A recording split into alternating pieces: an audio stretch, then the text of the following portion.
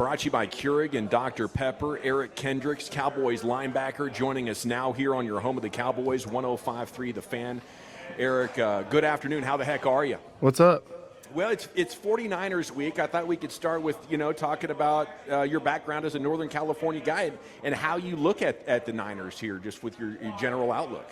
Yeah, I'm more of a Central California guy, Okay. Fresno right in the middle. But at the same time, obviously I played against them a ton. All my friends growing up, not all of them, but I had a lot of split friends between, the Raiders, Niners. So very familiar with the team. And, yeah, excited to play them. What kind of an environment you think you guys are in for Sunday night? Oh, yeah. I feel like it's a great fan base, going to be a good environment, rowdy for sure. But night game in Frisco is obviously a rivalry as well, so it should be an interesting one. Eric, we've missed you, and the team missed you against the Lions. I know that had to be tough for you to sit out. I'll be real with you. We're out here at Richardson Bar and Grill for an appearance for a remote show. Got a little liquid courage here. Yeah. You playing on Sunday, man? We need you. I'm just gonna keep working this week. I'm gonna give you the general answer, but at the same time, I'm doing everything I can to feel as good as I can. Okay, with that being said, obviously this is your first year with the Cowboys. Cowboys have a history with San Francisco. And the rivalry goes deep. But recent years, obviously the Niners have seemed to have the Cowboys' number. You're a leader. I don't think that's a surprise to anybody on this defense, even being year one. How do you balance being a leader to this defense, but also maybe not having been here for the wars against the 49ers in the past, and maybe some boogeyman type of tendencies that might be in the head of the Cowboys entering this game? Yeah, I feel like, every year is a new year. Obviously there's some history and it's a common opponent, but at the same time, we got to go out there and play free. This is a great opportunity. This is one of the, better teams in the league the past, X amount of years.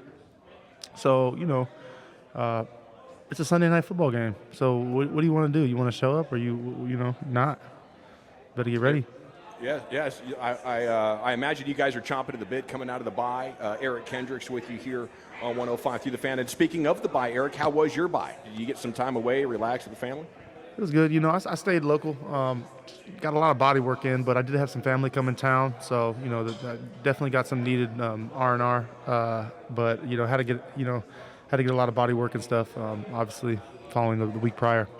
Now you're talking about your body, right? Not a Bondo job on one of your classic cars or something. No, that's what I was going to ask. Yeah. No, but I was actually cooking a little bit during the bye week. Yeah. And I woke up one morning and my son was a little bit fussy. He was hungry, and my wife was like, "Oh yeah, he wants he usually wants French toast." And I was like, "What?" Yes. I'm like, "French toast?" She's like, "Yeah, if you want to make it with the cream cheese," and I started being like, hold on. I'll make the French toast, I got that. I'll handle that, but I'm not going to do this pumpkin spice French toast for the seasons for him. Yeah, we're not doing the stuff French toast. He's a year and a half old. Here. He's a year and a half old. He's going to enjoy what I make for him, hopefully. Good taste, though. But Eric, he crushed it. I would detect that maybe that the missus wanted the French toast and hope that you're making it for the kid, but not going to eat it all. And now she gets to get involved with that, right? No, that's what you think, but I made French toast for one person in the house only, not for myself, not for not for my in-laws, not for my wife, just for my son who's I hear you. Yeah, I make French toast for my daughter every day. And it's become quite a routine. But I was going to ask you, for you personally, French toast, pancakes, or waffles, what is the best breakfast bread? It has to be French toast, and it has to be on a good slice of bread. I think it's crucial. And I think if I would go number 2, it would be a waffle. But I like a thin waffle. I like a really flat, thin waffle. Lots of grooves. Yeah, lots of grooves in it. Nice and buttered up. But I'm a fan of all 3, to be honest. So not a thick Belgium. Not a thick Belgium. I like a thin. I don't know if anybody's been to Roscoe's, but it's Roscoe's. There you go. So you can probably tell, Eric, you've been around here. The Cowboys get a lot of attention nationally. And one of the stories this week was about former players saying that around the Star, it can be kind of a distraction with like tours coming around and the focus isn't about football. What has been your sort of year one initial observations or takeaways from working at the Star and how different it might be from your previous stops? Yeah, it's a different ballgame. I feel like obviously there's more attention in a sense. More media, obviously, more fandom. Football in Texas is just a bigger deal in general. But yeah, I feel like it's along with anything, you got to just adjust and figure it out as a pro. Obviously, there's going to be distractions that come up along the way, but the best you can, you got to filter them out. Hey, Eric, I've been watching the 49ers, just trying to get an idea for our pregame shows and stuff, and I'm just kind of curious, though, that teams that run all these crossers, how difficult is that dealing with a team that's kind of an intermediate throwers, a lot of crossers? What is that like for a linebacker to have to prep for each week? Yeah, I feel like it just depends where our progression's at in the mix of that. But the reason why it's usually hard is because the DBs are having to, guard a guy coast to coast, sideline to sideline. Sure. And they're just running away from their leverage. But that's when the backers should come in because we gotta help on the underneaths, so we can kind of buy them time, and then hopefully our pass rush gets there. But it gets tricky when it's a good run game mixed with the play action, vice versa, so that's where you see some success. A lot's been made about the Cowboys playing young players, and that's not a secret when it comes to linebacker either. You've got DeMarvion Overshown, who's essentially a rookie, and Maris Leofau as well. How do you think about the development? Like, how are these young guys coming along? No, they're coming along great. I feel like their attitude, mindset is definitely there. Obviously they're going to be seeing more and more looks as the season goes on and learning more ball. But I feel like they're as a rookie, you don't want to have to what's the word? You don't want to have to motivate them to do to go harder or have aggression or anything like that. So you don't have to worry about that. You more have to just pull the reins back and be like, oh no, we need to slow it down right here. We need to get our eyes better and this and that. So the aggressive part and the tenacity is definitely there. But I think that as the season goes on, I can't wait to see these boys get even better and better. Mike McCarthy was asked today, can you still accomplish your team goals? And he chose to talk about how young and inexperienced the team is. Is there any sort of a pullback from, hey, maybe we're more of a developmental team than we knew coming out of camp for you?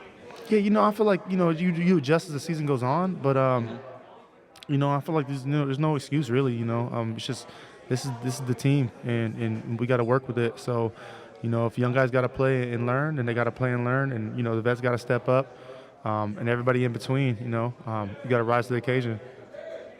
I wanted to kind of pick your brain a little bit, Eric, because we have Eric Kendricks here on our Players Show on 105.3 The Fan and the G-Bag Nation on just the film study.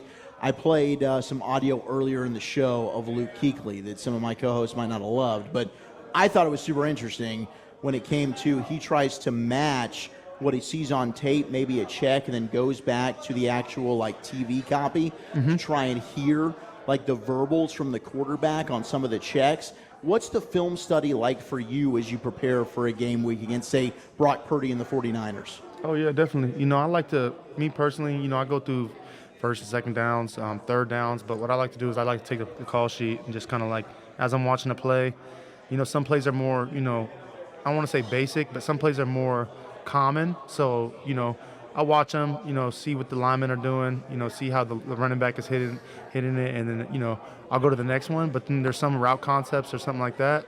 I'll go through the playbook. So I'll have my call sheet, and I'll, if it's a 3-by-1, I'll be like, okay, how does this match up versus this play? Okay, how does this match up versus this play? Okay, where do I line versus this play? So I'll just go down the line, and, as I prepare, as I'm watching, I'm preparing for each look just mentally by going through the playbook in my head. We like to talk about bye week adjustments and added wrinkles and things like that. Eric, is that overstated, or is there something to that? No, it's definitely a real thing. You got to self scout a little bit. You got to find new ways to attack and to be fresh. So that's definitely a real thing. And also it's definitely a real thing watching TV copies as well. I know that was the last question, but Yeah. So what do you watch the TV copy for? To see what they're saying about you? Or? you can get whether it's a hand signal, whether it's shoot. Some quarterbacks lick their hand before they throw it. Little things like that, like little tips. Code words. You can hear offensive linemen sometimes talking. Sometimes it's just the announcers. Just blabbing on and on. So you can't really hear anything or get anything from it. But sometimes you can. Hey, Eric, real quick, I want to ask you: are you on the field goal block team by any chance? I'm not. Okay, well maybe pass this along. I was watching their holder. He taps the ground when he's ready for the center to snap. And as soon as he taps the ground, the ball's coming. So if you're on the sidelines, I just was watching their special teams film, and I was curious about trying to get a rush on these guys because the Steelers have been blocking a lot of field goals. I'm curious, like, what are they looking at? And for the 49ers, when the holder taps the ground, center, the ball's coming. So I didn't know it. Maybe I was thinking a little. Let's go. I was giving you a little scouting. Don't give it away, Brian. That should be a private text. But I just noticed that every time he taps the ground, the field, the ball's there. That's what he does. So Love it. Maybe that's their way of signaling. Snap the ball ready. Here we go. It's Eric Kendricks with you here on The Fan. I love that, Brian, the former Cowboy scout, NFL executive, with you every afternoon here in the G-Bag Nation. So you were talking about the self-scouting stuff, and Mike McCarthy has introduced this across the hall to us in the media, where at bye week the offense talks to the defense and defense talks to the offense. Were you involved in that? And what would you say if they were like, man, we need more points? What do we do here? Oh yeah, no, we were involved with that, but we were, I wasn't like in the offensive type of meeting. It was more of like the offensive people were in the defensive meeting. I don't know how to explain it. Okay, no, that makes sense. But yeah, I know defense. I don't know. I mean, I could act like I can know some offense or what would be, but mainly I just know things that could, I guess be challenging for me on defense. So I guess, in a way, but no. Okay, well, what makes the 49ers offense so challenging? Because I know you haven't been here, but this offense has been something where there has been no answer for the most part from this Cowboys defense when it comes to all the motion, the running schemes. I mean, we're very nervous about Jordan Mason and this rushing attack this week, Eric. Don't be nervous. At the same time, I feel like the reason why it's so good is because it's so consistent as far as like the main looks you're going to get over and over and over, and they're consistent with it. But then they have the little wrinkles off those looks, the little adjustments, the little, someone's going down, 6 times in a row, and then they go down a little bit, and then they come out, you get caught. So it's like that's the key, is to get them in the favorable down and distances so we can light them up. We were marveling at the quarterback sneak for a touchdown play that they had versus the Chiefs, where they're pulling guys in different directions and then just doing the QB sneak. Have you ever seen that done before? I don't know. I've seen a lot of weird, crazy things. But yeah, people get creative for sure these days. You mentioned the quarterbacks that lick their fingers. Which quarterback is most synonymous with being the guy that licks his fingers the most? I would say that was like a big A-Rod key. Okay, Aaron Rodgers. Yeah. North. Yeah, that can be a tick after all those hallucinogens and whatnot. But like you self scout, so you pick up on those things and then you just do it and then you run the ball, and it's like, okay, we got to stop looking at that. It takes one play to just nullify it. I remember one time we were like, if they do, like, we were playing Philadelphia, and we were like, if they do this, it is a pass, like 100% of the time, like every time. And we were a couple games in, and we were like, we seen that first one. Hey. They ran. Oh my gosh, it was a run. They did it twice in a row, and we were like, all right, we got to stop. We can't go by that anymore, because they just got us. So you played with Nick Vigil in Minnesota, and now you're playing with him again here in Dallas. Did you ever get a salt and pepper call when you both were on the field, maybe together in Minnesota, as the offense was trying to adjust to you guys? No, we have a play, like that, but it's not directed towards us or anything like that. But Nick's my guy. I played with him. It's my second year playing with him, but obviously we went back to Minnesota, and he played really well for us there. Smart guy. I think this is his 9th year in the league as well, so a lot of experience. Okay, the last question I want to ask you is about Uncrustables. There was a massive story in The Athletic about the amount of Uncrustables that are eaten for NFL teams. The Cowboys were kind of in the bottom 5 when it came to Uncrustables consumed. But is this a thing for you throughout your NFL career? You're just smashing a bunch of Uncrustables? I actually have seen them tons of times in the locker room, and I see them everywhere. But I don't eat peanut butter, so I've never been an Uncrustable guy. I won't start. Is that an allergy-related deal? No, it's more of a He doesn't preference. like peanut butter. You don't like peanut butter, right? It's a strong flavor. Anything with peanut butter in it, it's overtaking whatever it's in, and I'm not a fan. So I'm probably going to help those numbers as far as the Uncrustables, not being eaten. But every team that I've been on, they've been just getting crushed. And then one final thing, we'll see you Sunday night, right, in the lineup? You will see me working hard to get back. Good Let's answer. go. Good answer. Eric, we love you. Thank you All right. so much for your time, sir. Have a great weekend. Take it easy. Cheers. Eric Kendricks with you here on 105 through the Fan, brought to you by Keurig and Dr. Pepper.